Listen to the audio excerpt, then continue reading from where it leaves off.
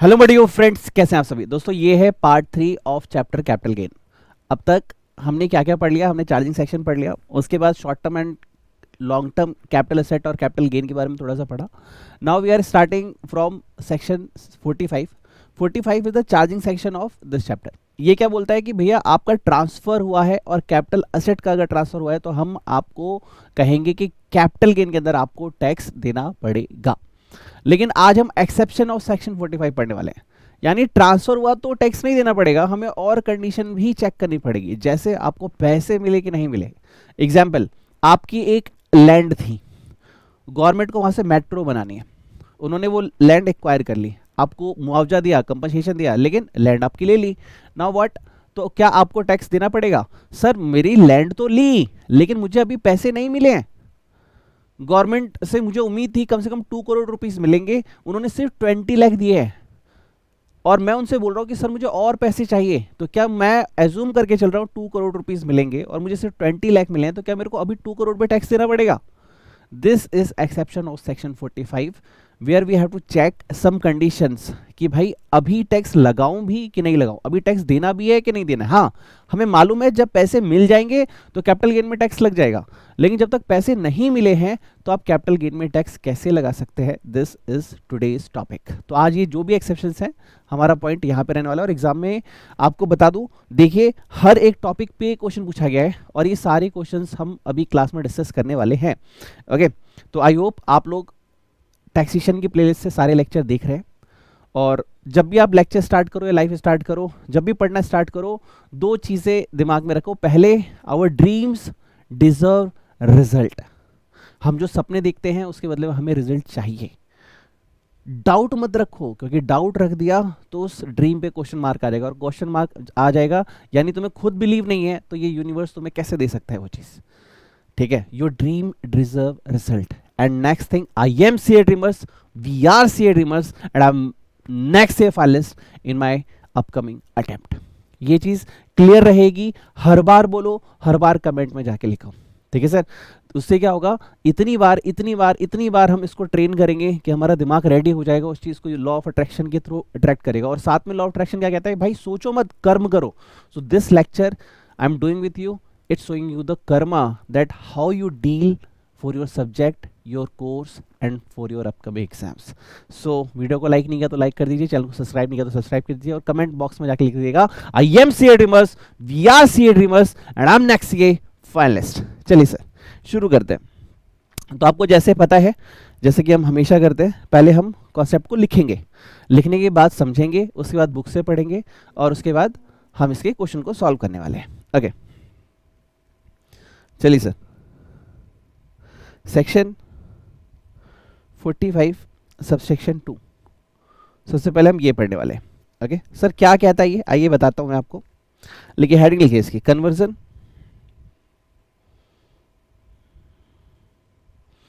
Of capital asset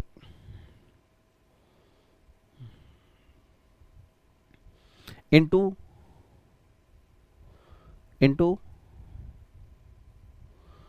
stock in trade.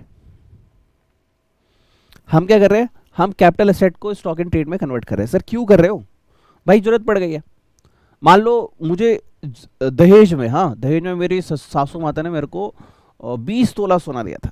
It means 2 crore की jewellery दी थी। अब मैं एक शॉप खोल रहा हूँ, मेरे पास पैसे तो है नहीं, तो मैं क्या कर रहा हूँ, अपनी स्टॉक को, अपनी ज्वेलरीज को वहाँ पे एज अ स्टॉक वहाँ पे शो कर रहा हूँ, और उसके बाद जब कस्टमर आएगा, डील डन होगी, then I will sell. Okay, तो हो क्या रहा है इसमें, देखो दो पार्ट्स में क्वेश्चन जो है आपका फ्रेम हो रहा है, राइट। एक पीरियड ऑफ होल्डिंग यहाँ पे है, देखो कि मुझे ये कब मिला था, लेट्स सपोज मेरी शादी में मिला था। शादी में कितना सोना मिला, लेट्स सपोज 20 लाख का गोल्ड मिला। सर इतना मिला था क्या आपको? अरे भाई एग्जाम्पल ले, तुमको पढ़ाना पड़ेगा। मैं बोलूंगा 20,000 तो तुम मानोगे नहीं, और मानोगे नहीं तो फिर क्वेश्चन बनेगा नहीं। अब 20 लाख का जो गोल्ड था, ठीक है, मान लीजिए 1 अप्रैल 25, उस दिन, ये कब की बात है सर, ये थी 1 अप्रैल 15। सर 10 साल पहले आपको 20 लाख का गोल्ड मिला था, आज वो कितने का है? सर लेट्स सपोज आज वो 50 लाख का है। This is fair market value on the date of conversion. तो ये क्या हो गया सर, डेट ऑफ कन्वर्जन। ये क्या है सर, डेट ऑफ कन्वर्जन। अब क्या हुआ सर, अब सर यहां पे मैंने इसको होल्ड किया और आफ्टर लेट सपोज 1 ईयर ये एसेट जो है वो सोल्ड होती है 80 लाख में। ठीक है सर, ये एसेट सोल्ड होती है 80 लाख में। This is the case. आप इसे डील कैसे करेंगे सर, यहां पे जब वो कन्वर्ट हो गई तो वो बन गई पीजीबीपी की एसेट। पीजीबीपी का ये स्टॉक है ना, तो पीजीबीपी में ये स्टॉक बन गया। तो आपको इसके आगे का ट्रीटमेंट कैपिटल गेन में करना है और यहां कन्वर्जन तक का ट्रीटमेंट कैपिटल गेन के अंदर करना है। यहां पे यहां तक जो है आपका लगने वाला है कैपिटल गेन, और इसके आगे जो लगेगा दिस इज पीजीबीपी, क्योंकि अब वो बिजनेस की एसेट बन गई ना। ओके सर, हमें केस समझ में आ गया। सर इसकी थ्योरी लिखवा दो थोड़ी सी। हाँ लिखवा देता हूँ, उसके बाद इसका फॉर्मेट डिस्कस करते हैं, फिर इसके क्वेश्चंस को डिस्कस करते हैं। आइए लिखिए, लिखिए normally year of tax equals two year of transfer. Year of transfer मतलब क्या, जिस ईयर में हमने, रहने दो रुको,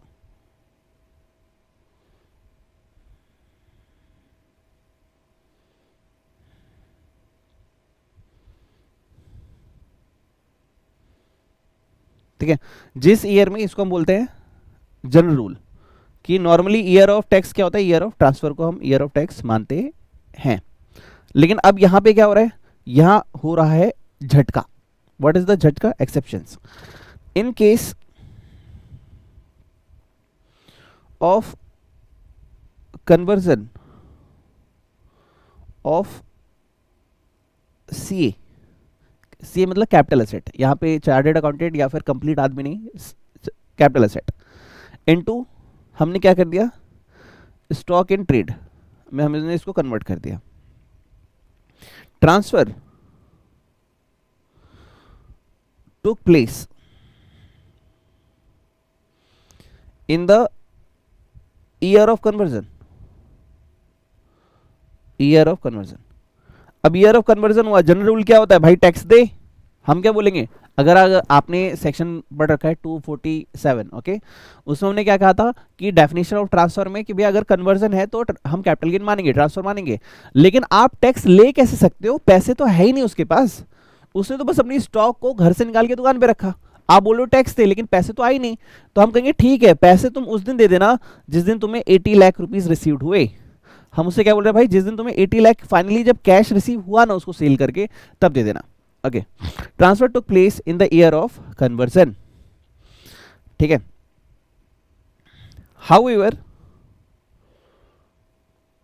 however the tax is paid in the year in which the stock in trade is sold। मतलब देखो कहने का मतलब क्या है एक्सेप्शन का, कि भाई जब तुम्हें पैसे मिलेंगे तब टैक्स दे देना, जब पैसे मिलेंगे तब टैक्स दे देना। ठीक है, सो हम क्या करेंगे, इनकम इज डिवाइडेड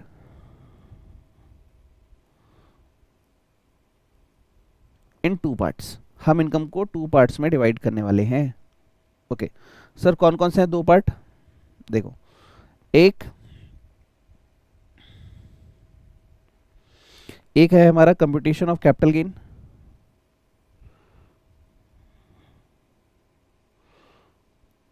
जिसमें हम कैपिटल गेन कैलकुलेट करेंगे, और एक होगा हमारी बिजनेस इनकम। ठीक है, एक होगा हमारा पीजीबीपी। सर कैसे करोगे ये बताओ। देखो पीजीबीपी वाला तो बहुत सिंपल है, सेल वैल्यू ऑफ स्टॉक, आपने वो कितने का बेचा सर, 80 लाख का बेचा। ओके ठीक है, less FMV fair market value of capital asset on date of conversion,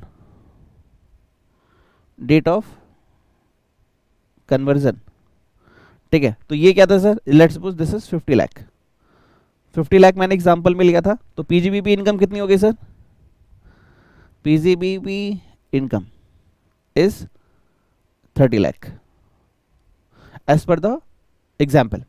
now यहां पे क्या होगा सर, यहां पे full value of consideration, FVC यानी फुल वैल्यू ऑफ कंसिडरेशन, ठीक है। और ये एफएमबी, इस हम क्या लेंगे, FMV of conversion date, conversion date. अगर क्वेश्चन ने कंफ्यूज करके तुम्हें सेल डेट वाली दे रखी है एफएमबी, तो काम की नहीं है भाई वो मेरे।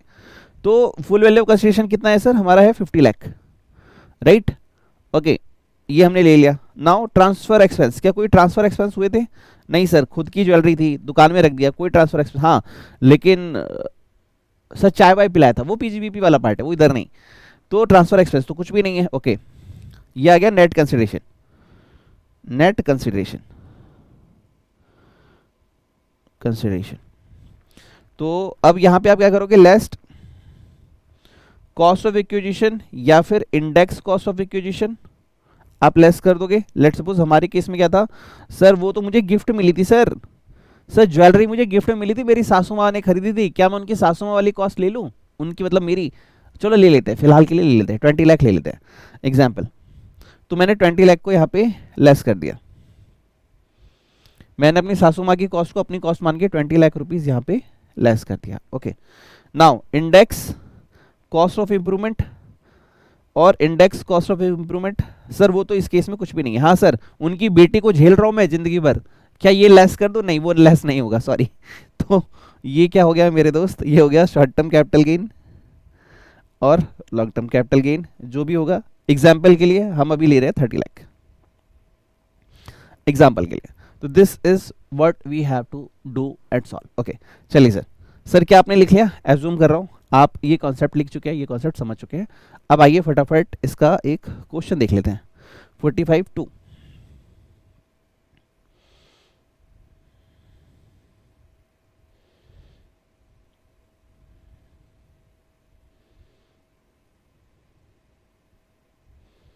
भाई मेरा 45(2) कहाँ गया, एक सेकेंड, हाँ ये रहा। देखो मैं इसको चार्ट के थ्रू भी देख सकते हो, तो जिन दोस्तों ने बुक बाय की है उनको अगेन कॉन्ग्रेचुलेशन, आपके लिए चार्ट भी है बुक में, आप देख सकते हो, ठीक है, जो भी हमने डिस्कस किया। और लिटरली यही कहूँगा, अगर आप अपने सपनों पे इन्वेस्ट नहीं कर सकते तो सपने पूरे भी नहीं हो सकते। एक स्टूडेंट के लिए पेन लेना है, कैलकुलेटर लेना है, एक बुक लेना अगर कॉस्टली है तो लिटरली आप लाइफ में कभी बिजनेस नहीं कर पाओगे। आप अपनी नॉलेज के ऊपर खर्च नहीं कर सकते। देखो यार, लेक्चर में 8 to 10,000 का रिकॉर्ड करके बेच सकता हूँ, लेकिन मैं अपने एफर्ट को आपके लिए एज अ गिफ्ट दे रहा हूँ, राइट। और यहाँ पे मेरी वैल्यू क्या है कि मैं तुमसे दुआएं ले सकूँ, तुम दो ना दो, ऊपर वाला जो बैठा है वो देगा। अगर एक बच्चे का ही फायदा होता है, वो सीए बनता है, डेफिनेटली मुझे दुआएं मिलेगी। लेकिन अपनी नॉलेज के ऊपर ऑलवेज एक स्टेप आगे लो। कभी भी ये मत कहो सर बुक के लिए पैसे नहीं है, पेन के लिए पैसे नहीं है, कॉपी के लिए नहीं है। कब तक ये सब छोटी बातें करोगे? सोचो, छोटी बातें करने वाला कभी Ratan Tata, Bill Gates, Steve Jobs, Ambani नहीं बनता। You have to spend on yourself first, ठीक है, ताकि अटेम्प्ट बार बार ना देना पड़े, एक अटेम्प्ट में तुम्हारा क्लियर हो जाए। तो कन्वर्जन स्टॉक इन ट्रेड, तो एक है कैपिटल गेन, एक है बिजनेस इनकम। तो sale price of stock in trade less FMV, और ये क्या index cost of benefit would be considered in the relation, और FMV on the date of conversion less index cost of acquisition. तो जो भी step पढ़े थे वो यहाँ पे गाइडेड है। सर यहाँ पे भी यही बात लिखी गई है, PGBP when is chargeable tax, लिखा the previous year in which the such stock in trade is sold, जब वो बिकेगा, जब पैसे आएंगे, सेल होगी तो क्या होगा, कैश आएगा, कैश आएगा तो भाई टैक्स दो, कब दो, पीजी कैपिटल गेन के अंदर, राइट। तो ये चीज़ यहाँ पे लिखी हुई है, आप बुक से पढ़ सकते हो। हमारा काम है क्वेश्चन देखना। सो यहाँ पे क्वेश्चन स्टार्ट हो रहे हैं, बहुत प्यारे क्वेश्चन है, ध्यान सुनना। और ये लिटरली द बेसिक क्वेश्चन है जो आपसे गलती हो जाती है। पहला क्वेश्चन है sir, A is the owner of a car 1 April 24, he start a business of purchase and sale of the motor car, he treats the above car as the part of the stock and trade of his new business। वो कह रहा है भाई नए business में ये हमारे लिए स्टॉक एंड ट्रेड है, ठीक है। he sell the same car on 31st March 25 and gets a profit of 1 lakh. Discuss the tax implication in the hands of capital gain.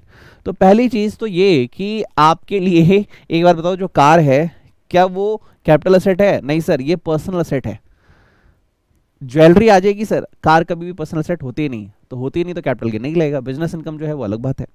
Since the car is a personal asset, conversion or treatment of same of stock and trade, his business will not be trapped by the conversion of 45(2). मतलब हमने इस question को star क्यों लगाना है? क्योंकि हमें इस टॉपिक को करते समय ध्यान देना है कि it should be a capital asset. तो हम नोट्स में जाके लिख लेंगे. सबसे पहला पॉइंट, नोट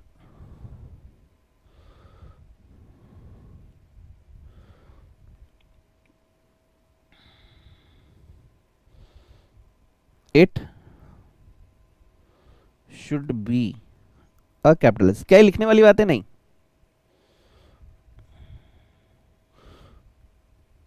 एग्जाम्पल कार, क्या ये सीए है? ये सीए नहीं है. ओके सर, बहुत अच्छी बात सिखाई आपने, थैंक यू. अगला सर पढ़ते हैं, एक केस बेस स्टडी है, देखते हैं. X convert his capital asset acquired on 10th June 2006 for 60,000 stock in trade on March 10, 24. तो अगर हम टाइम स्लैब बना दें यहाँ पे, तो भैया इनको 10 जून 06 में 60,000 का स्टॉक था इनके पास, मतलब असेट थी. फिर इन्होंने 10 मार्च 24 में क्या किया, इसको कन्वर्ट कर दिया 5,50,000 में, जो कि 10 जून 24 में सोल्ड आउट हो गया. कितने का सर? 6 लाख का. तो सर 50,000 की इनकम क्या हो जाएगी सर? पीजीबीपी. और 60,000 टू 550 डिफरेंस कितना आ जाएगा sir? Capital gain. Short term long term तुम डिसाइड कर सकते हो. ऑब्वियसली 2006 से 2024 है तो लॉन्ग टर्म ही होगा.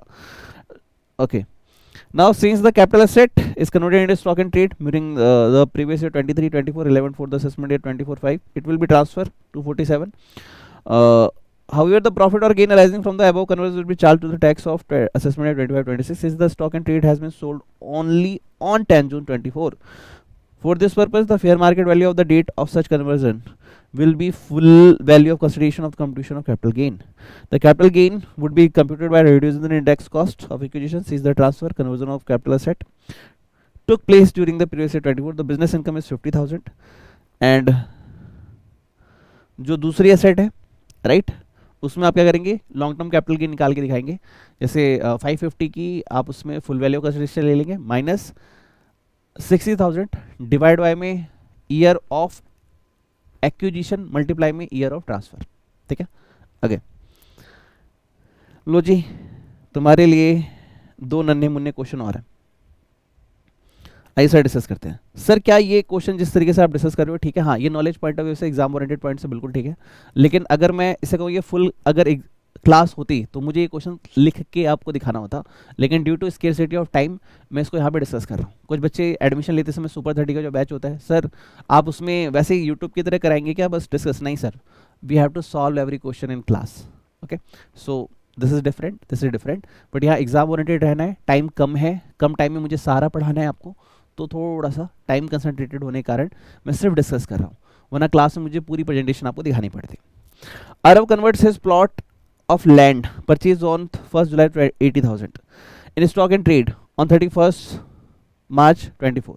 The fair market value of 31st March 24 was 3 lakh. Stock and trade was sold 3,25,000. तो भैया ये तो साफ दिख रहा है 25,000 का क्या हो जाएगा? पीजीबीपी. और 80,000 और 3 लाख में इसमें इंडेक्सेशन आप अप्लाई करोगे राइट. तो आपको पता था क्या सर, आपके भैया की शादी कब हुई थी? भैया की शादी के दिन से वो बदल गए थे. अमेंडमेंट याद आ रही है कि नहीं? तो फिर आप देखोगे क्या अप्लाई हो रहा है, तो आप इंडेक्सेशन यहाँ पे अप्लाई कर दोगे. 3,25,000 में से 3 लाख लेस किया पीजीबीपी इनकम, 3 लाख में से ये इंडेक्सेशन लेस कर दिया. This is your answer. चलो अब आप कर सकते हो. एक क्वेश्चन मैं होमवर्क दे रहा हूँ, और हाँ, जब मैं क्वेश्चन में होमवर्क दूँ तो वो क्वेश्चन आपको प्रॉपर एग्जाम फॉर्मेट में सॉल्व करना है. एक बच्ची है सोलानी, वो सलोनी या सोलानी ऐसी नाम है, सॉरी ऑन माय साइड, वो हमेशा हर क्वेश्चन मुझे सॉल्व करके देती है सबसे पहले. देखता हूँ इस बार सबसे पहले कौन होगा. देखो यार, दुआएं ऐसे ही मिलती है. तुम अरे फ्री में लेक्चर है कोई और नहीं करेगा सर, कहाँ ही देखते हैं. मैं देखता हूँ भाई, मैं देखता हूँ just solve and show me your answer, definitely I will correct it. हाँ तुम बहुत अच्छा कर रहे हो, definitely I will guide as per this. Okay, तो करना इसे जरूर। और हाँ, गुरु दक्षिणा के तौर पे थैंक यू भी कमेंट बॉक्स में लिख सकते हो, I giving my best to you. Okay, चलिए सर, अब बात करते हैं अगले कॉन्सेप्ट की। अगला कॉन्सेप्ट स्टार्ट करते हैं sir.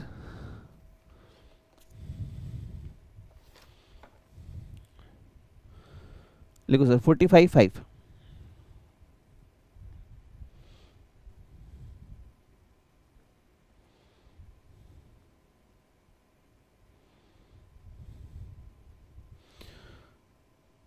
Section 45(5). This is compulsory acquisition of capital asset.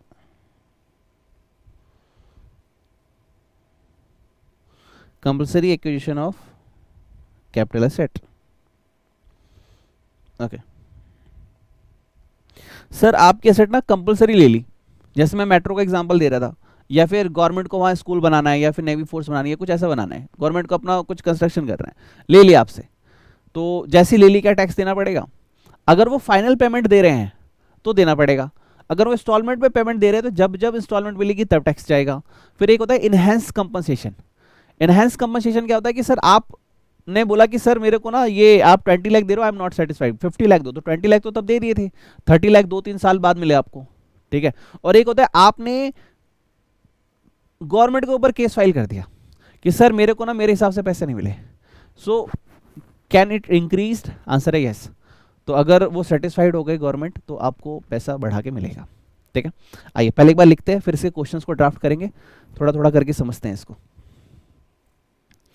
लिखते हैं सर, देखो इन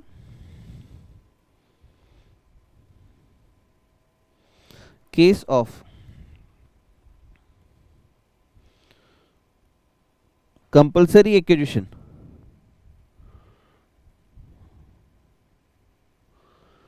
of capital asset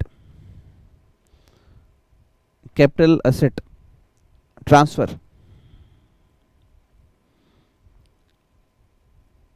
takes place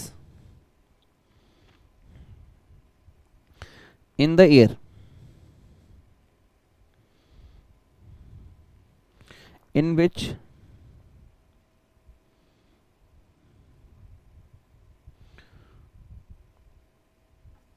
the asset is compulsory acquired,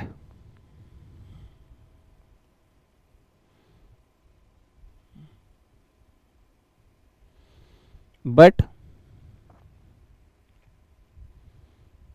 capital asset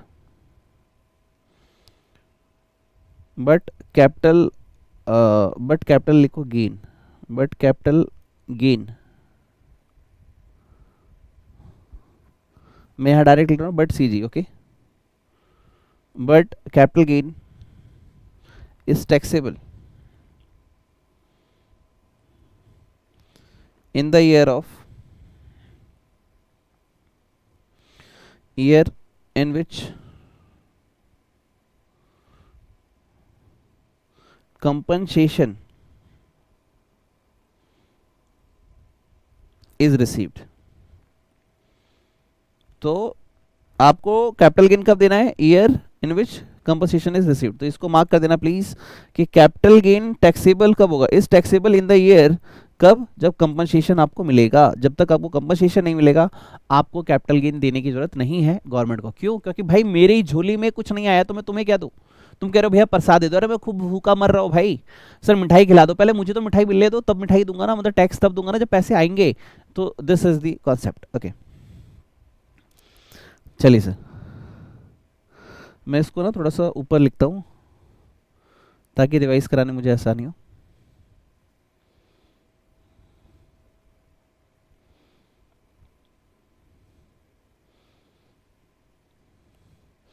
but अभी ये खत्म नहीं हुआ है सर, इस पर मुझे और बातें बतानी है। लिखे कंपनसेशन इज रिसीव्ड, लिखो part A,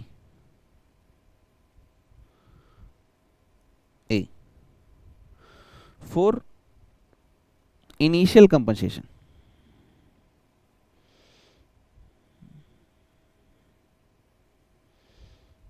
for initial compensation,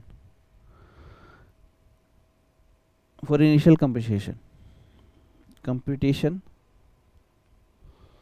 of capital gain। अब सर पहले बार जो कंपनसेशन मिला है उस पे कैपिटल गेन कैसे निकालोगे?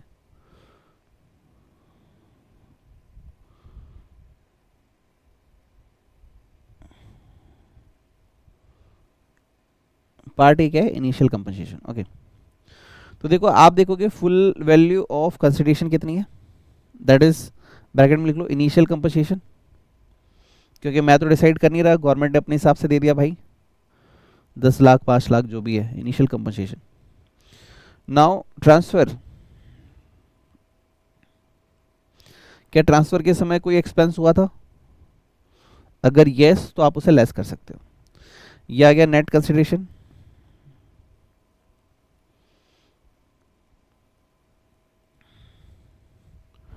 Now less cost of acquisition slash index cost of acquisition, ये आप लेस कर देंगे। Less cost of improvement less index, ये स्लैश है, okay, index cost of acquisition को इंडेक्स कॉस्ट ऑफ इंप्रूवमेंट, ये आपने लेस कर दिया। अब ये क्या आ जाएगा? Short term capital gain slash long term capital gain. Okay, अब सर दूसरा पार्ट क्या है? वो है एडिशनल कंपनसेशन। मान लो गवर्नमेंट ने तुम्हें 20 लाख दे दिया, तुम कह रहे हो भाई मैं सेटिस्फाइड नहीं हूं, मेरे को और चाहिए, तो उन्होंने एडिशनल कंपनसेशन दिया आपको, right. Now part B,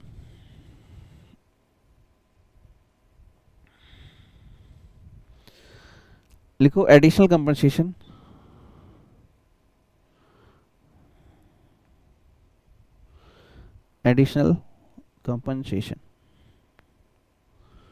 computation of capital gain.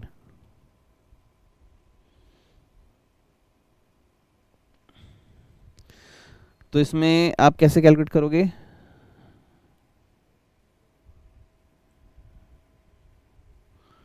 लिखो full value of consideration, that is additional compensation जो वो मिला वो,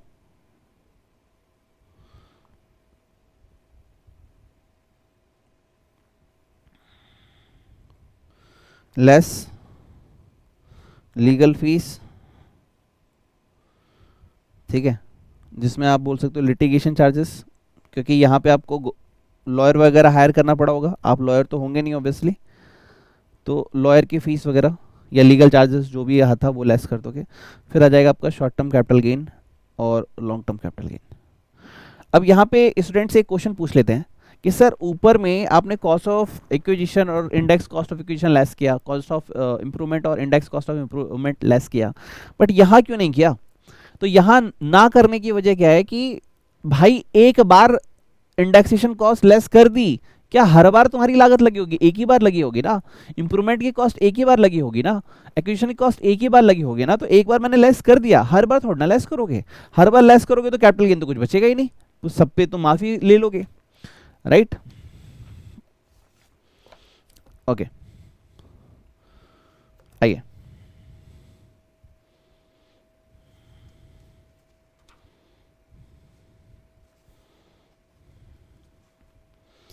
अब लिखना सर नोट,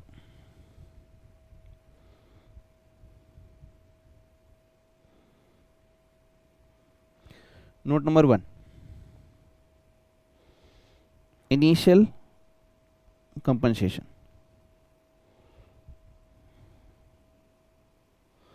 लिखे if it is received in instalment.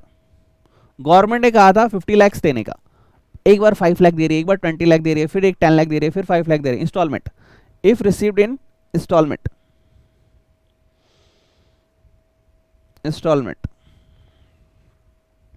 then then total initial compensation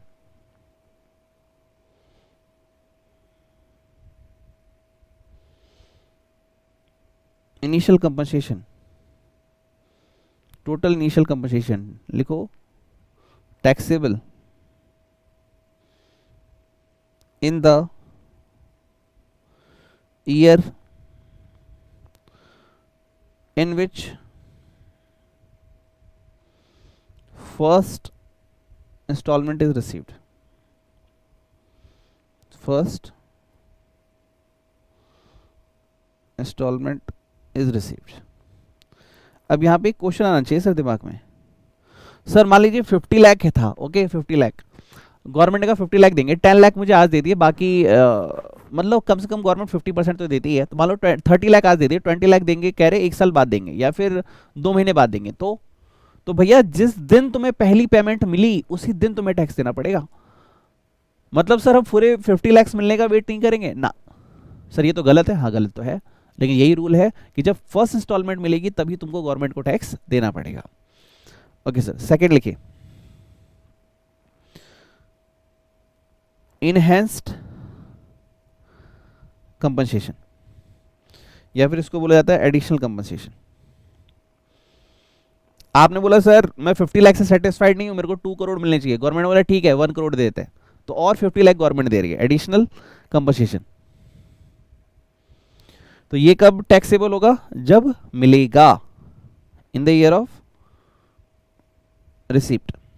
लिखिए, if it is received, if it is received in instalment. मान लो सर ये भी इंस्टॉलमेंट में मिला तो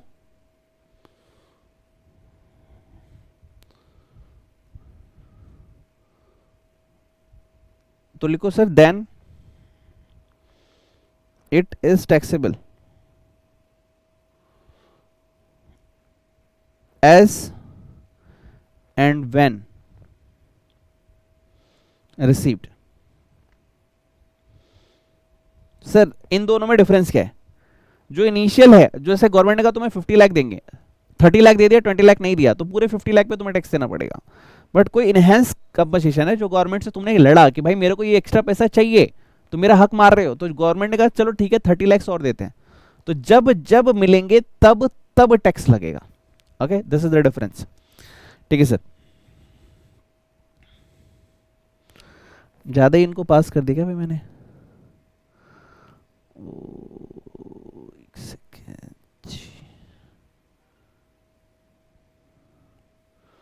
ओके, जैसे जैसे मिलेगा वैसे वैसे इस पे टैक्स लगाएंगे. लिखो एक थर्ड नोट और लिखो, if interest is received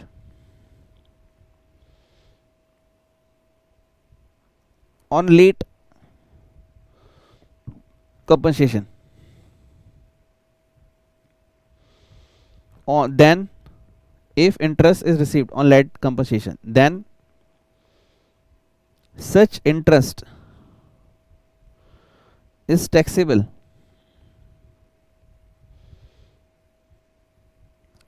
under income from other source.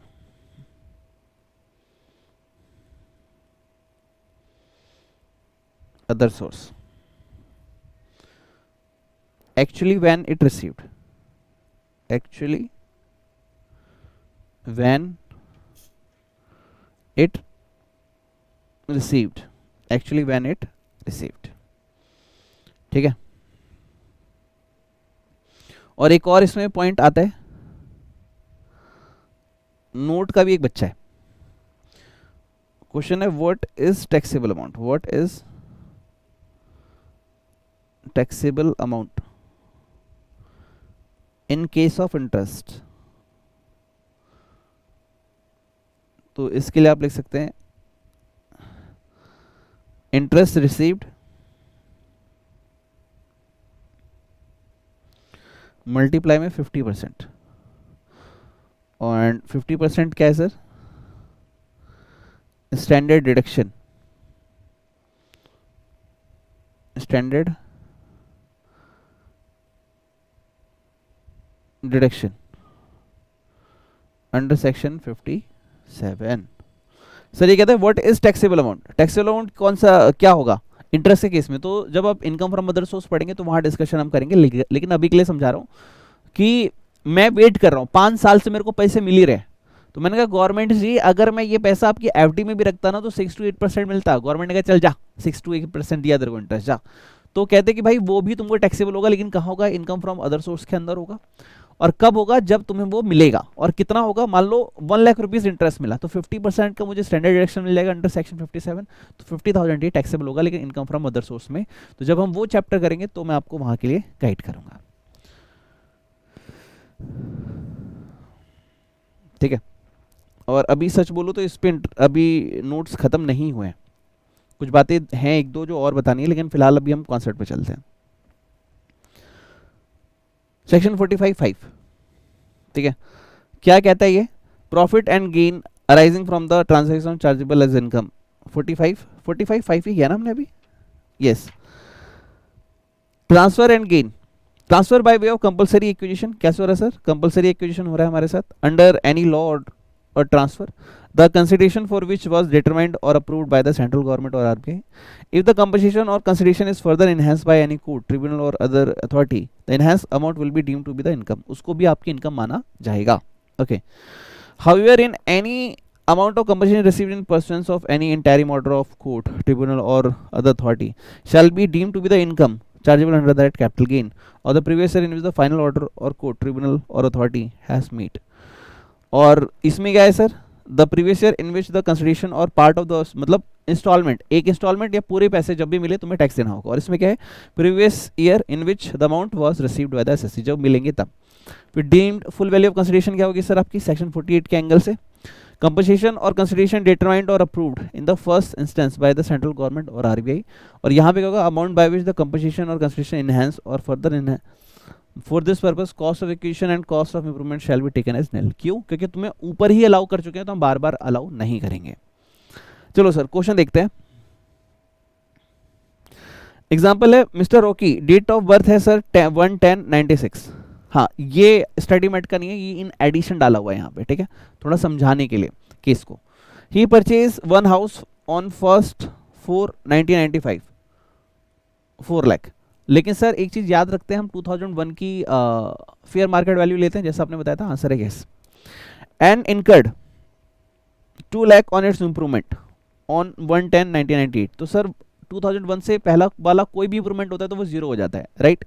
It's market value on 1 April 2001 is 3 lakh. तो हम डायरेक्ट क्या करेंगे सर? 3 लाख कंसिडर करेंगे। बट हमने तो कहा था sir whichever is higher. हाँ sir, whichever is higher लेंगे।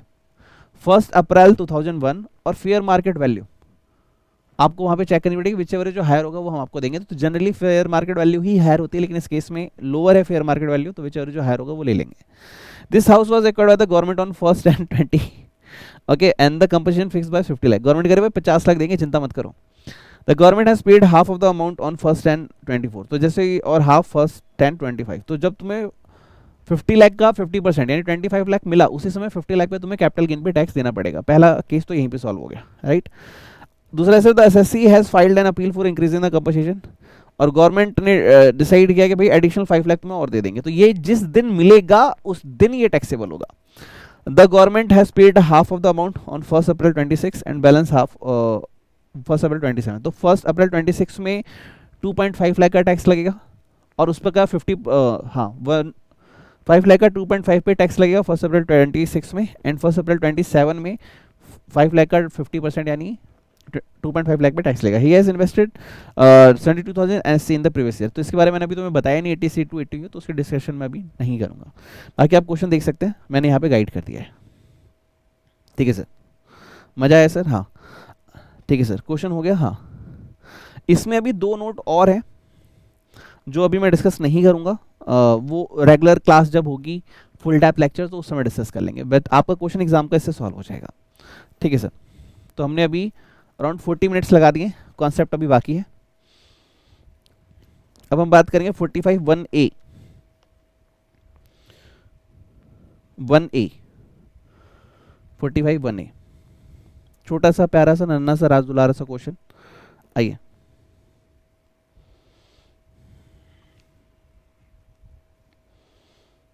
लिखिए सर।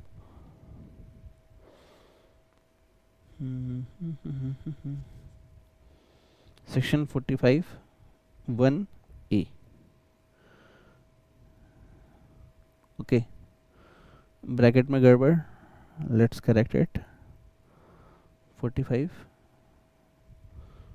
1A, ओके, क्या कहता है ये? डिस्ट्रक्शन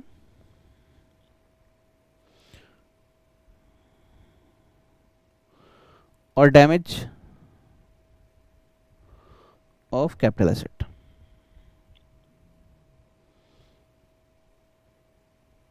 डिस्ट्रक्शन और damage of capital asset, okay. क्या कहता है आइए एक बार लिख लेते हैं, फिर समझाता हूं मैं आपको। लिखने के साथ समझ में आएगा, बट एक बार लिखने के बाद पूरा समझाता हूं, फिर पूरा हम एक बार रिवाइज करेंगे। लिखे, normally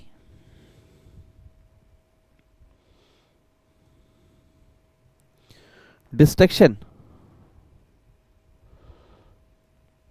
is not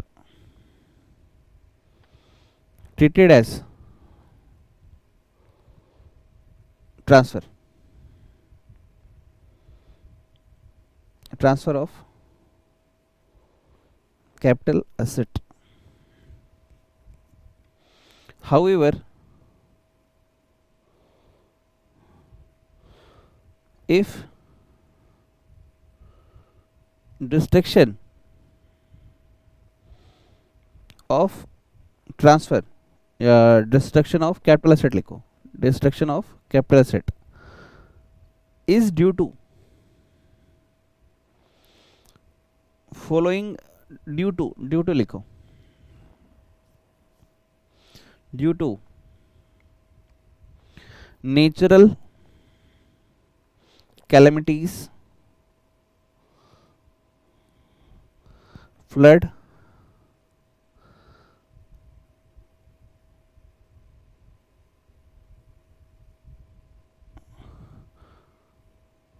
tsunami, earthquake,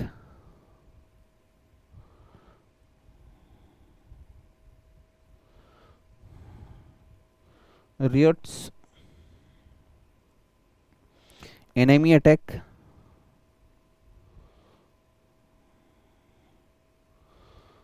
and accidental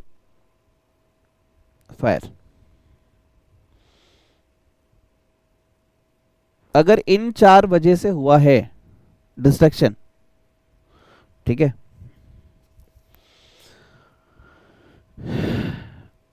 and insurance claim is received, और आपको क्या मिला है sir? Insurance claim is received. आपको क्या मिला है सर? इंश्योरेंस क्लेम रिसीव्ड हुआ है। नाउ असेट इज ट्रांसफर्ड, इसको मैं रेड पेन से लिखना चाहूंगा। Now in this case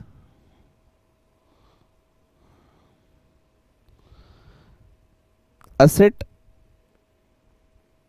is transferred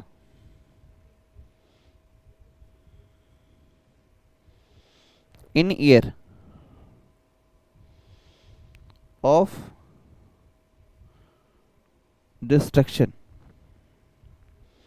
but capital asset, or we can say but capital gain in year in which insurance claim is received। कहते now in this case, इस case में asset is transferred in year of destruction of capital asset। हम कब मान लेंगे? Asset आपकी transfer हुई है, हम मान लेंगे जब asset is in year of destruction, हम ये मान लेंगे जब डिस्ट्रक्शन हुआ उस ईयर में आपके एसेट ट्रांसफर हुई थी, हम मान लेंगे। बट कैपिटल गेन कब होगा? जब आपको इंश्योरेंस रिसीव्ड हो जाएगा। कैपिटल गेन कब होगा? जब आपको इंश्योरेंस रिसीव्ड हो जाएगा। Okay, now how to compute? दे दिया ना धोखा इसने मुझे, पेज इनकम्प्लीट रह गया।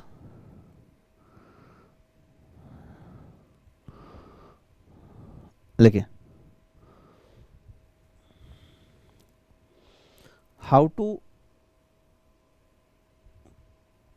Compute capital gain.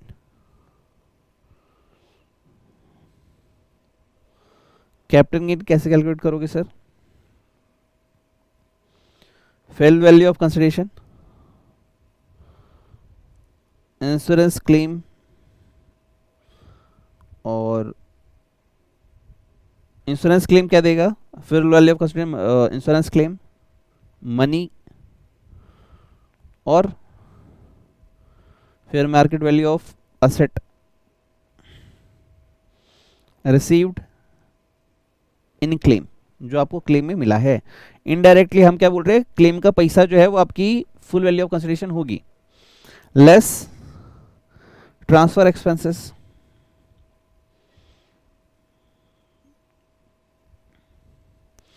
लेस हम करेंगे ट्रांसफर एक्सपेंसेस, क्या आ जाएगा सर? नेट कंसिडरेशन,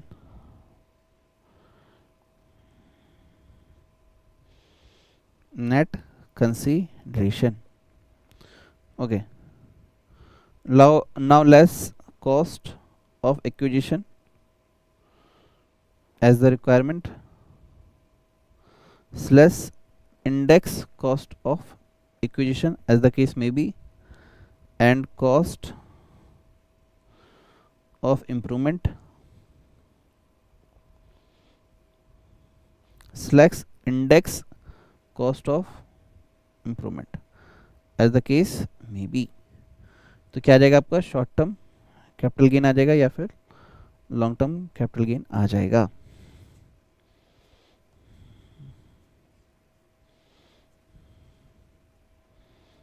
चलिए सर, अब हम क्वेश्चन देखते हैं।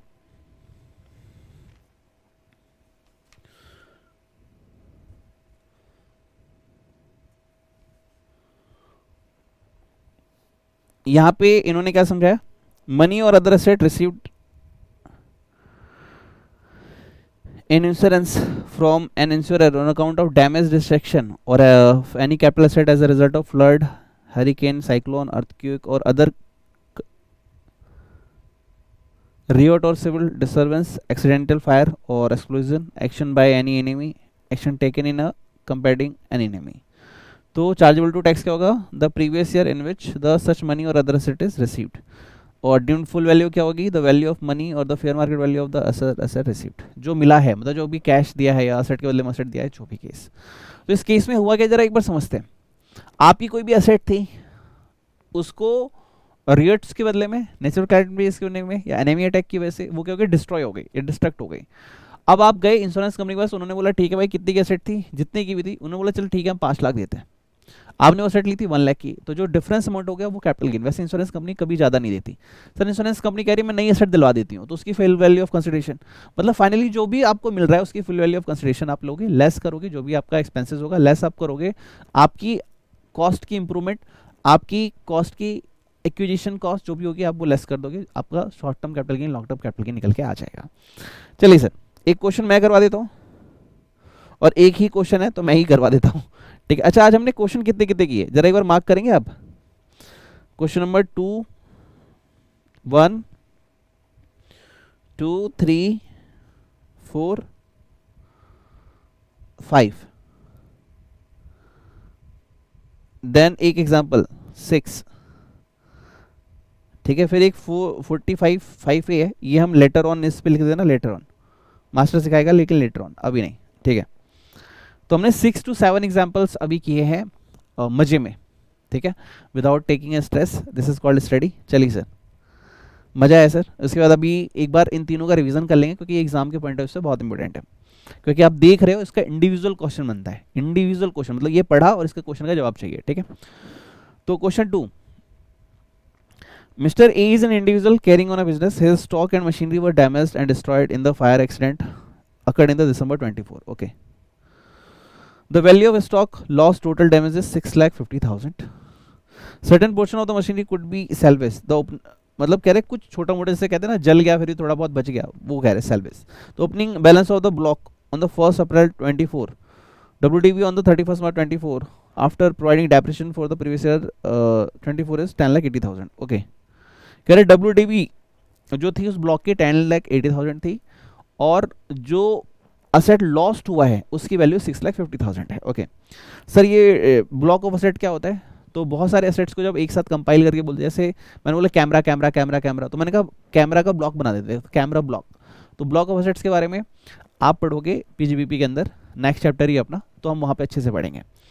Now during the process of safeguarding machinery and in the fire fighting operation, Mr. A lost his gold chain, oh my god, and a diamond ring। मतलब वो आग बचाओ बचाओ बचाओ बचाओ चिल्लाने में आग में घुस गया, सामान निकाल के ला रहा है, जा रहा है, आ रहा है, तो वो कह रहा है भाई मेरी चैन भी खो गई और मेरी रिंग भी खो गई, diamond ring, which he had purchased on 1st April 2005 was 1,20,000। The market value of these two items on the date of the fire accident was 1,80,000। भैया उस दिन उसकी वैल्यू 180 थी। ओके कह रहे मिस्टर ए को रिसीव्ड हुए हैं, बता रहे लॉस के लिए उसको मिले 480, डैमेज ऑफ मशीनरी के लिए मिले सर 6 लाख। ओके और टुवर्ड्स गोल्ड एंड चैन मिले उसको 180। अब सर आपको जवाब देना है। You are requested to briefly comment on the tax statement. बताओ क्या क्या इसका टैक्स स्टेटमेंट होगा। ओके जी, compensation towards loss of stock, any compensation received from an insurance company towards loss damage to the stock and trade to be considered as a trading receipt. Hence 480 is received an insurance claim of loss of stock to be assessed under the head PGBB। क्या बोल रहे हैं कि भाई मैंने कहा था कि कैपिटल एसेट अगर ट्रांसफर होगी तो मैं कैपिटल गेन मानूंगा, राइट। और यहाँ पे ट्रांसफर का तरीका क्या है कि भैया फायर हो गया, मेरा राइट चला गया। ओके पहली बात, क्या स्टॉक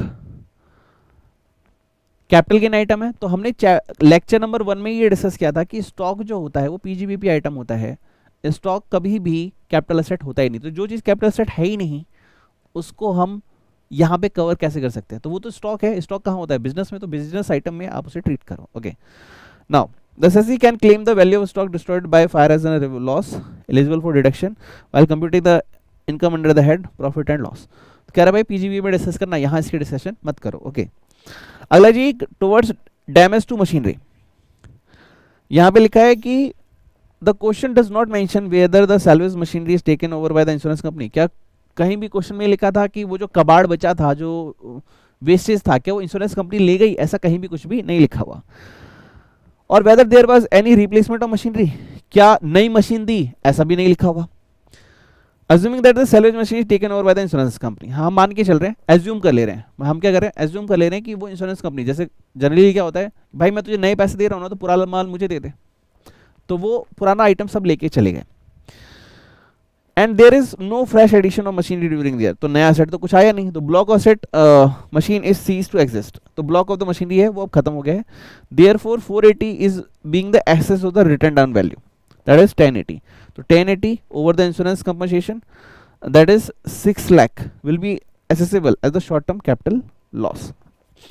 तो सर देखो इंश्योरेंस कंपनी ने कितने दिए? 6 लाख। तो हम क्या कह रहे हैं कि सर हमारे ब्लॉक ऑफ एसेट की जो वैल्यू थी वो थी 10,80,000 और इंश्योरेंस कंपनी ने हमने कितने दिए? 6 लाख। तो हमारा 480 का लॉस हो गया। वो आपसे ये कहना चाहता है। इसमें थोड़ा सा है सर ब्लॉक ऑफ एसेट्स क्या होता है, तो इसके बारे में पीजीबीपी के अंदर पढ़ेंगे। आप ये समझो कि ब्लॉक ऑफ एसेट मतलब एसेट की वैल्यू 1080 थी, इंश्योरेंस वालों ने हमें 6 लाख दिए, तो जो बचा हुआ 480 है वो हमारा लॉस है। ओके सर रिंग वगैरह, गोल्ड चेन और डायमंड रिंग, क्या गोल्ड चेन और डायमंड रिंग कैपिटल एसेट होता है? आंसर है यस होता है। पहले तो बोला पर्सनल इफेक्ट वाली चीजें नहीं होती, फिर एक्सेप्शन में ज्वेलरी को रखा गया था। तो compensation towards loss of gold chain and diamond rings, gold chain and diamond rings are capital asset. There are not a personal effect which alone are to be excluded. If any profit or gain arises in the previous year owing to receipt of the insurance claim, the same should be chargeable to tax। तो इसी के साथ आज का अपना discussion complete होता है। अब एक बार हमने जो भी लिखा है इसको फटाफट रिवाइज कर लेते हैं। तो मैंने अपनी तरफ से पूरी कोशिश की आज आपको टॉपिक समझाने की। अब हम क्या करेंगे, इसके बाद जो मेरे दिमाग में है सेक्शन 54 एग्जाम्पशन का डिस्कशन करेंगे, ठीक है। जो मेरे माइंड में हम सेक्शन 54 लेक्चर सेक्शन डिस्कस करेंगे जिसमें हम एग्जाम्पशंस के बारे में बात करने वाले हैं। मतलब अगर आपने कैपिटल एसेट ट्रांसफर किया, 2 घर थे, आपने एक घर बेच दिया और नया घर ले रहे हैं, एग्जाम्प्ट है, आपको कैपिटल गेन पे टैक्स नहीं देना, तो वो टॉपिक्स पहले डिस्कस करेंगे हम, इंपॉर्टेंट वाले। उसके बाद हम कुछ स्पेशल टॉपिक्स डिस्कस करेंगे, टॉपिक्स जैसे स्लम सेल्स वगैरह होता है। तो मेरा टारगेट यही है, सबसे पहले हम इस पे फोकस करेंगे, फिर स्पेशल टॉपिक्स पे हम फोकस करने वाले हैं, right. 1 by 1 we will go on, ठीक है। तो सेक्शन 54 ओके ओके ओके, ठीक है। ये नेक्स्ट लेक्चर का टारगेट रहेगा। ये मैं आपको क्यों बता रहा हूँ, ताकि आप बुक्स में से एक बार पहले से पढ़ लें, ताकि जब मैं पढ़ाऊँ तो आपको आसान रहे। चलिए सर, रिवीजन स्टार्ट करते हैं। और मैंने पूरी शिद्दत से मेहनत की है, तो मैं उम्मीद करूँगा कि आप मुझे गुरु दक्षिणा जरूर देंगे। वीडियो को लाइक नहीं किया तो लाइक कर दीजिएगा, चैनल को सब्सक्राइब नहीं किया सब्सक्राइब कर दिया। कमेंट बॉक्स में जाके दिल से थैंक यू लिखो, मैं दिल से आपको गॉड ब्लेस यू बोलूँगा कि जाइए इस बार आप CA बन के आइए, because I am CA dreamers, we are CA dreamers and I am next CA finalist. Sir I am CA dreamers का मतलब होता है कि मैं वो इंसान हूँ जो CA बनने का सपना देखता हूँ। वी आर CA ड्रीमर्स मतलब आई मीन अ कम्युनिटी जहाँ हम सब मिलके सपना देखते हैं कि इस बार हमें CA बनना है, and I am next CA finalist की यस, अब मैं CA फाइनलिस्ट बन चुका हूँ। Okay, these are 3 affirmations combined together to get a positive result in your life, ठीक है सर। चलिए आइए, एक सेकेंड मुझे टाइम दीजिएगा, फैन ऑफ कर दूं क्योंकि नॉइस पॉल्यूशन हो जाएगा यहाँ पे, और AC भी थोड़ा सा साइलेंट कर दूं क्योंकि इस माइक में तो आवाज़ नहीं आती, लेकिन जो नॉर्मल है उसमें आवाज़ आ सकती है। हेलो माय डियर फ्रेंड्स, कैसे हैं आप सभी दोस्तों। हम रिवाइज कर रहे हैं कैपिटल गेन टॉपिक का revision. This is lecture number 3, audio number 3, और फुल लेक्चर के लिए आपको यूट्यूब पे जाना है, लेक्चर अपलोड हो चुका है, वहाँ से देख लीजिएगा एग्जाम के लिए, और एग्जाम टाइम में और टेस्ट टाइम में ऑडियो सुन के अपना रिवीजन कीजिएगा। Conversion of capital asset into stock and trade. हमने देखो, सबसे पहले हमने सेक्शन 45 पढ़ा था। Section 45 is the charging section, जो कहता है कैपिटल एसेट होनी चाहिए और ट्रांसफर होनी चाहिए, फिर आपको कैपिटल गेन देना पड़ेगा। अब हम उसके एक्सेप्शन पढ़ने जा रहे हैं। एक्सेप्शन मतलब कि भाई कैपिटल एसेट तो है और वो ट्रांसफर भी हुआ है, लेकिन अभी तुम कैपिटल गेन पे टैक्स मत दो। पैसे जब मिलेंगे, when you receive the actual money, actual cash, जब तुम्हें मिठाई मिलेगी तब हमें लड्डू खिला देना, राइट। तो वो कह रहा है भाई इमीडिएटली तुम्हें कैपिटल गेन नहीं देना। जैसे conversion of capital asset into stock and trade, इसमें हमने क्या सीखा कि आपके पास एक ज्वेलरी थी, ज्वेलरी आपने बिजनेस में लगा दी, और लेट सपोज हमने एग्जांपल लिया था 20 लाख की ज्वेलरी थी आपको, ठीक है। और कब थी सर? 1 अप्रैल 2005 में। अब 2025 में वो 20 लाख की ज्वेलरी 50 लाख की हो चुकी है। वैसे तो बहुत ज़्यादा की हो जाएगी, 3-4 करोड़, लेकिन एग्जांपल को सिंपल रखने के लिए जस्ट कैलकुलेटिंग 50 लाख। तो हम इसको बोलते हैं डेट ऑफ कन्वर्जन। जिस दिन आप अपनी स्टॉक को बिजनेस में दे रहे हो उसको बोलते हैं डेट ऑफ कन्वर्जन, और उस दिन की हमें फेयर मार्केट वैल्यू लेनी होती है। फिर जिस दिन आप सेल करोगे, अब 50 लाख के एसेट को हमने 80 लाख का सेल कर दिया, तो 80 लाख क्या हो जाएगा बिजनेस में कि भैया हमारा सेल प्राइस हो गया, right. Sale value of the stock 80 lakh minus आप करेंगे फेयर मार्केट वैल्यू क्या थी कन्वर्जन की डेट की, लेट्स सपोज 50 लाख, तो पीजीबीपी इनकम हो गई 50 लाख। ओके, नाउ अब इस केस में कंप्लीशन ऑफ कैपिटल गेन कैसे करेंगे? तो fair full value of consideration आप ले लो, तो fair market value of conversion date this is 50 lakh minus transfer expense जो भी है वो लेस करेंगे, नेट कंसिडरेशन आ गया। अगर आपकी कोई इंप्रूवमेंट कॉस्ट थी या फिर इंडेक्स इंप्रूवमेंट कॉस्ट थी तो वो लेस कर देना। अगर आपकी कॉस्ट ऑफ इक्विजिशन जैसे इस केस में 20 लाख है, या फिर इंडेक्स कॉस्ट ऑफ इक्विजिशन है, वो लेस कर देना। वैसे मैंने इंडेक्स नहीं किया था एग्जांपल में, आपको करना चाहिए था, ठीक है। तो आगे short term capital gain, long term capital gain as the exam point of view हमने इसको देख लिया। अब एक चीज़ इसमें क्वेश्चन एग्जाम में हमने क्लास में टोटल 6 क्वेश्चन किए हैं लेक्चर नंबर 3 में, और जो एग्जाम के पॉइंट ऑफ व्यू से बहुत बहुत बहुत इंपॉर्टेंट है। कहता है it should be a capital asset. अब एक बंदे ने कार ली थी 10 साल पहले, आज उसे बेच दिया, बिजनेस में उसे कन्वर्ट किया, उसे बेच दिया। पहली बात तो भाई बिजनेस में तो चलेगा, लेकिन कैपिटल गेन में कैपिटल असेट होना जरूरी है, और car is not a capital asset. इस पे जरूर ध्यान देना, क्योंकि एग्जामिनर ने भी कहा है कि इस पे ध्यान दो, मैं आपसे कभी भी क्वेश्चन पूछ सकता हूँ। Now we have 45 subsection 5। Sir ये क्या कहता है कि भाई गवर्नमेंट ना, सेंट्रल गवर्नमेंट या फिर स्टेट गवर्नमेंट या फिर RBI ये ना आपकी प्रॉपर्टी एक्वायर करे, कंपलसरी इक्वेशन। देखो भाई किसी दादा भाई को तो तुम दोगे नहीं, तो गवर्नमेंट क्या कह रहा है भाई, मेरे को एक प्रोजेक्ट बनाना है, मेट्रो बनानी है या फिर ब्रिज बनाना है या फिर कुछ भी काम करना है गवर्नमेंट में सबके हित के लिए, तो आपकी प्रॉपर्टी मुझे चाहिए, मुझे दे दो। तो अब यहाँ पे केसेस क्या आते हैं, in case of compulsory acquisition of a capital asset transfer take place in the year in which the asset is compulsory acquired. तो ट्रांसफर कब होगा, जब कंपलसरी एक्वायर्ड होगा, but is taxable in the year, ये taxable कब होगा, in which compensation is received. तो इसमें भी अभी दो केस आ जाएंगे। पहला आ जाएगा इनिशियल कंपनसेशन। तो इनिशियल कंपनसेशन तो भाई क्या करोगे आप इनिशियल कंपनसेशन में, देखो क्या इन्होंने कहा, फुल वैल्यू ऑफ कंसिडरेशन ले लोगे इनिशियल कंपनसेशन की, लेस कर दोगे ट्रांसफर एक्सपेंस, नेट कंसिडरेशन आ गया, cost of acquisition, cost of improvement आपने लेस कर दिया, short term capital gain, long term capital gain आ गया। अब यहाँ पे कि सर अगर वो पार्ट पेमेंट में पैसे मिल रहे हैं तो क्या होगा, this is the biggest question. Government ने कहा 50 लाख अमाउंट है, 30 लाख हम आज देंगे, 20 लाख नेक्स्ट ईयर देंगे।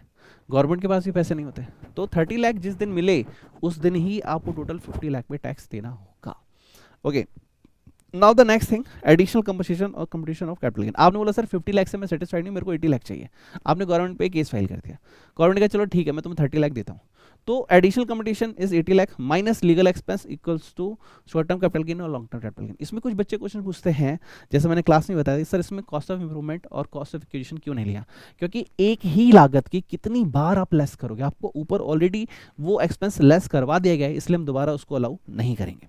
सर एक क्वेश्चन आ गया कि सर मान लीजिए एडिशनल कंपनसेशन भी 30 लाख है, गवर्नमेंट कह रहा है पर ईयर 10 लाख 10 लाख 10 लाख दे देंगे, तो अब क्या होगा, अगर गवर्नमेंट कह रही है पर लाख 10 10 10 दे रहे हैं तो जब जब मिलेगा तब तब टैक्स लगेगा। लेकिन इनिशियल कंपनसेशन में क्या था, फर्स्ट इंस्टॉलमेंट मिलते ही फुल पे तुम्हें टैक्स देना होगा। ओके, एंड द लास्ट इसमें हमने एक नोट लिखा था कि मान लीजिए कि तुम्हें if interest is received on late compensation, आपको कंपनसेशन लेट मिल रहा है इसलिए गवर्नमेंट आपको इंटरेस्ट देना चाहती है, तो ठीक है भाई ले लो। अब इसका इनकम टैक्स में कहाँ पे ट्रीटमेंट होगा, इनकम फ्रॉम अदर सोर्स, और सेक्शन 57 कहता है कि हम इंटरेस्ट रिसीव्ड जो भी है उस पर 50% का डिडक्शन तुम्हें दे देंगे। Okay, now the last topic we have to revise as per the lecture 3 45(1)(a). ये कह रहा है कि सर आपकी जो असेट है वो नेचुरल कैलेमिटीज, रियोट्स, एनिमी अटैक या फिर एक्सीडेंट फायर में डिस्ट्रॉय हो गई है। तो सबसे पहली चीज तो जो असेट डिस्ट्रॉय हुई है, मेरा पहला क्वेश्चन है क्या वो कैपिटल असेट है, जैसे स्टॉक है, कैपिटल असेट क्या स्टॉक होता है, आंसर है नहीं, वो बिजनेस असेट होता है। तो जो चीज बिजनेस असेट है उसे हम कैपिटल गेन क्यों ट्रीट करेंगे, हमने क्वेश्चन पढ़ा था, तो stock is to be treated in the PGBP income. Okay, insurance मिला सर, इंश्योरेंस क्लेम मिला, जब इंश्योरेंस क्लेम मिलेगा तब कैपिटल गेन आप कैलकुलेट करोगे, ट्रांसफर कब मानोगे, डिस्ट्रक्शन जब होगा तब, और कैपिटल गेन कब मानोगे, जब अमाउंट इंश्योरेंस कंपनी से रिसीव होगा तब। सर मेरी ज्वेलरी है, मेरी रिंग है, मेरी नेकलेस है, मेरी चैन है गोल्ड की, अब क्या सर वो इंश्योरेंस क्लेम अगर उस पर मिलेगा तो कैपिटल गेन में ही ट्रीट होगा, क्योंकि गोल्ड चैन और diamond ring is to be treated as capital asset. Okay, and the last thing उसमें एक दी हुई थी कि सर मेरे असेट का क्या, तो जो भी तुम्हारी असेट की वैल्यू है, लेट्स सपोज क्वेश्चन में थी 10,80,000, तो आपको कितना दिया government, oh sorry insurance company ने 6 लाख, तो 1080 minus 6 lakh, 4 lakh is your loss. Okay, you have to treat it like this. तो हमने ये 3 इंपॉर्टेंट सेक्शन पढ़ने के लिए लेक्चर 3 जो था वो रिकॉर्ड किया, और ये बहुत बहुत बहुत ज़्यादा इंपॉर्टेंट है, 3 टॉपिक 6 क्वेश्चन, एग्जामिनर कभी भी कुछ भी उठा के पूछ देगा और आपको पता नहीं चलेगा, so you have to revise it. और आपको लगता है मैंने आपकी दिल से शिद्दत से मदद की है पूरी ईमानदारी से, तो मुझे व्हाट्सअप पे एक थैंक यू जरूर भेज देना। WhatsApp number is 9354719404। और एक बात याद रखना, आई एम सीए ड्रीमर्स, क्योंकि मैं सीए बनने का सपना देखता हूँ, वी आर सीए ड्रीमर्स, क्योंकि मैं उस कम्युनिटी में हूँ जहाँ सब सीए बनने का सपना देखते हैं। Energy multiply by 10, and now I am next CA finalist because I am CA or I am CA. I don't have option to say I am not a CA.